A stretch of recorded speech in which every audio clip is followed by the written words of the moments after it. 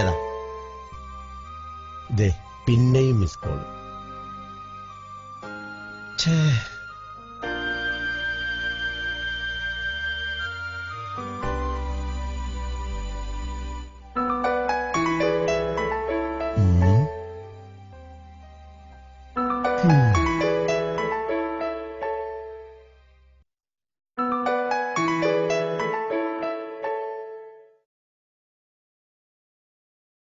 നാട്ടിന്ന് വൈഫാണ്. അവിടെ വെച്ചേക്ക്.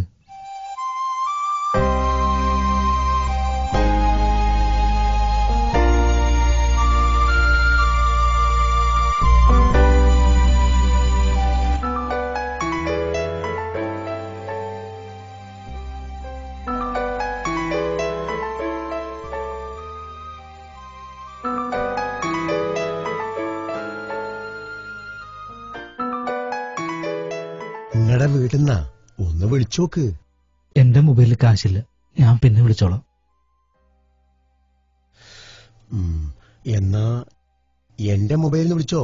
വേണ്ട, നിന്റെ മൊബൈലിൽ ഞാൻ എത്ര വിളിച്ചു, ഞാൻ പിന്നെ വിളിച്ചോളാം.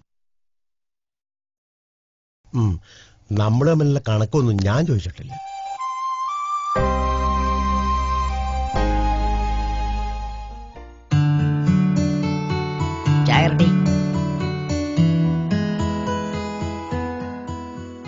ഷൊർണൂരിലേക്കുള്ള യാത്രയ്ക്കിടെ പാസഞ്ചർ ട്രെയിനിൽ ദാരുണമായ ആക്രമണം. നമ്മുടെ പഴയകാല സുഹൃത്തുക്കളെ, പഴയകാല ഇപ്പോഴും സുഹൃത്ത്. ടോബിയാസിന്റെ കേസ് അന്വേഷണത്തിൽ പുതിയ നീക്കങ്ങൾ എന്തോ നടക്കുന്നു എന്ന് കേട്ടു. സീരിയലോട് ഇപ്പൊ ACPയുടെ അന്വേഷണം തീർത്തും രഹസ്യമാണ്. നോക്കടാ, ആർക്കും ഒരു ഐഡിയ ഇല്ല.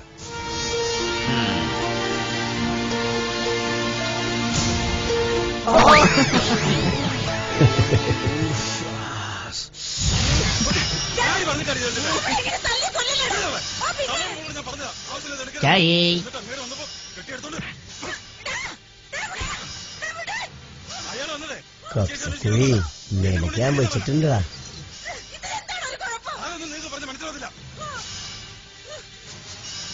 ഇനി അയാൾ എന്തെങ്കിലും ചോദിക്കാനോടെ വന്നാ അയാളെ മുന്നിച്ചും തൊള്ളയും പൊളിച്ച് നിന്നേക്കരുത്. പറഞ്ഞേക്കാം, നിങ്ങൾ കാരണം എനിക്ക് എന്തെങ്കിലും സംഭവിച്ചാ ചവിട്ടി കൊന്നത് കണ്ടില്ല ഞാൻ.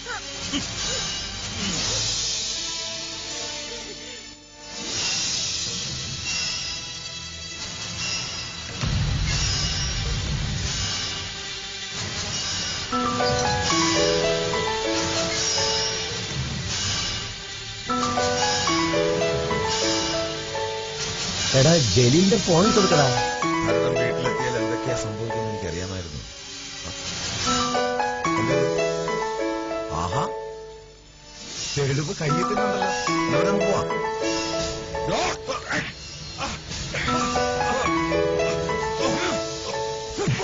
ടിവിയുടെ സൗണ്ട് ഓർക്ക്. എന്റെ കയ്യിൽ നിന്ന് രക്ഷപ്പെടാൻ കരുതു നീ.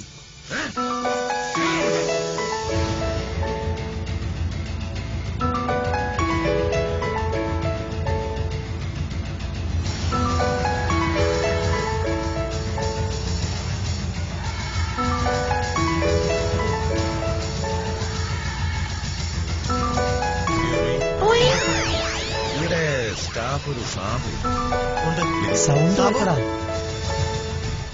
ഹലോ, ഇക്കിപ്പോ വിളിക്കുമെന്ന് വിചാരിച്ച് ഞാൻ കാത്തിരുന്നു. വിളിക്കാതായപ്പോ ഞാൻ തിരിച്ചു വിളിച്ചതാ. എന്തൊക്കെയുണ്ട് സുലു വിശേഷം? എന്തൊക്കെ വിളിക്കാതിരുന്ന്? എന്റെ സുലു, ജോലി ഇപ്പൊ വളരെ കൂടുതലാ. 2 ആഴ്ച പിടിക്കുമെന്ന് ഫ്രീ ആവാൻ. എന്നിട്ട് ഞാൻ സുലുവിനോട് ഒരുപാട് നേരം സംസാരിക്കാമെന്ന് കരുതി. അതാ വൈകി. ഇന്നെന്താ സുലു മോനും കഴിച്ചത്? ഇക്ക, ഇന്ന് ഞങ്ങള് ബിരിയാണി വെച്ച് കഴിച്ചു. മോനിക്ക് ബിരിയാണി വേണമെന്ന് പറഞ്ഞു. ഞാൻ കഴിക്കുമ്പോ ഇക്കാനെ ഓർമ്മ വന്നു. ഇക്ക ഇങ്ങടുത്തുണ്ടായിരുന്നെങ്കിലെന്ന് ഞാൻ വെറുതെ ആശിച്ചു. എന്റെ സുലു, ഞങ്ങൾ ഇന്നലെയും ബിരിയാണി വെച്ച് കഴിച്ചു.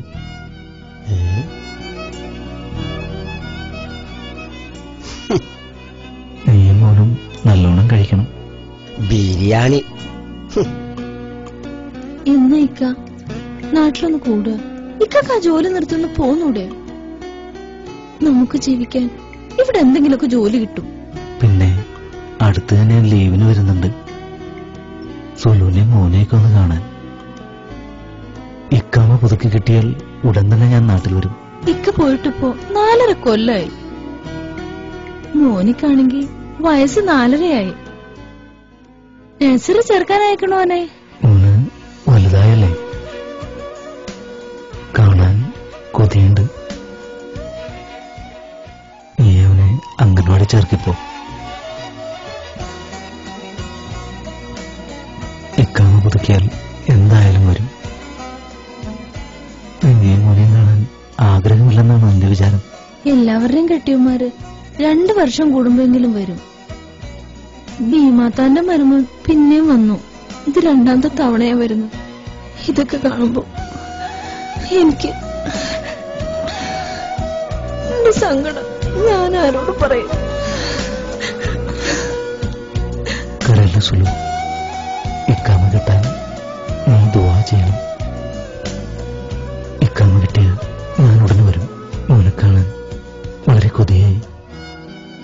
മോന്റെ പാട്ട് കേൾക്കുമ്പോ ഉടൻ നാട്ടിലേക്ക് വരാൻ തോന്നുന്നു. എന്ത് ചെയ്യാം? മോനെന്തേ? മോന് ഉറങ്ങാണ്. ഓന് ഇപ്പൊ കിടന്നതേ ഉള്ളൂ. എന്താ വിളിക്കണോ? വേണ്ട, ഞാൻ പിന്നെ അങ്ങോട്ട് വിളിച്ചോളാം. ഇക്കക്ക് എന്താ ഒരു വല്ലായ്മ പോലെ? എന്താ സുലു? ഇക്കക്ക് എന്തോ പറ്റിയതുപോലെ ഒരു തോന്നൽ. സുലു, എന്താടി ഇങ്ങനെ? എനിക്കൊന്നുമില്ല, ജോലി കഴിഞ്ഞ് വന്നതേ ഉള്ളൂ. അതിന്റെ ക്ഷീണമായിരിക്കും, അല്ലാതൊന്നുമില്ല. നീയൊന്ന് ചിരിക്കണേ. വേണ്ട, കള്ളച്ചിരി വേണ്ടാട്ടോ. എനിക്ക് ചിരിക്കണില്ല. സുലു ഫോൺ വെച്ചോ, ഞാൻ പിന്നെ വിളിച്ചോളാം. എന്നെ വിളിച്ചില്ലെങ്കിൽ ഞാൻ അങ്ങോട്ട് വിളിക്കും. എന്തിനാടാ ജലീല നീ ഭാര്യയോട് കള്ളം പറഞ്ഞത്? നിനക്ക് സത്യം തുറന്നു പറയാമായിരുന്നില്ലടാ. എന്തിനാണ് ഞാൻ അവരെ വിഷമിപ്പിക്കണം? അവര് സന്തോഷിക്കട്ടെ. എനിക്ക് ആക്സിഡന്റ് പറ്റിയ വിവരം അവരറിഞ്ഞ അവര് വിഷമിക്കും. എന്റെ വേദനയേക്കാൾ വലുതാണ് എന്റെ കുടുംബം വിഷമിക്കുമ്പോ. അതുകൊണ്ട് മാത്രമാണ്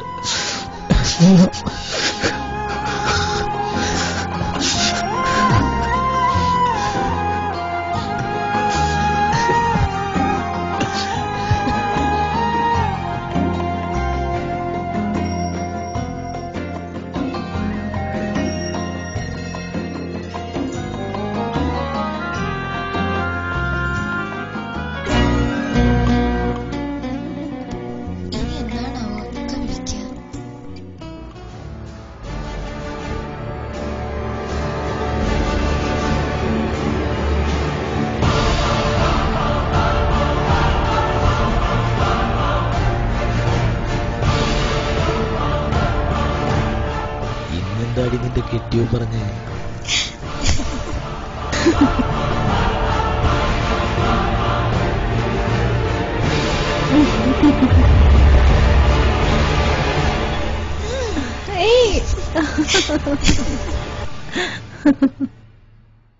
പോടന്ന്.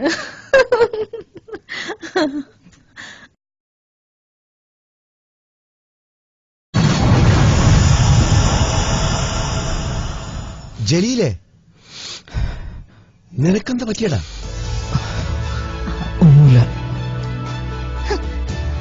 അവൻ വല്ല സ്വപ്നം കണ്ട് പേടിച്ചായിരിക്കും. നിന്റെ കൈക്ക് എന്താ പറ്റിയേ?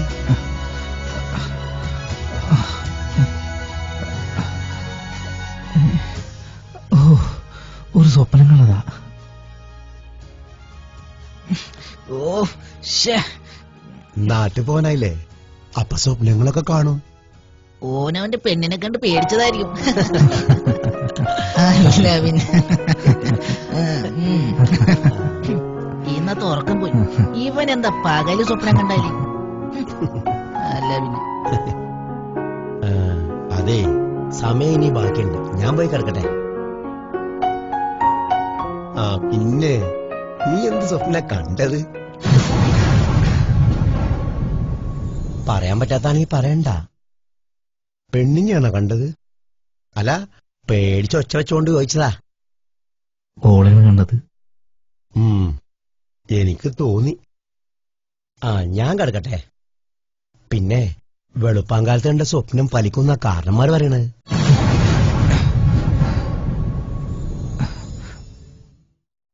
അന്റെ ബീവി ഒഴിച്ച് പറ സ്വപ്നം കണ്ടെന്ന്.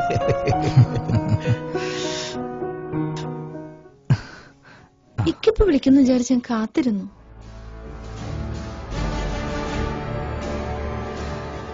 എന്തൊക്കെ വിളിക്കാതിരുന്നേ?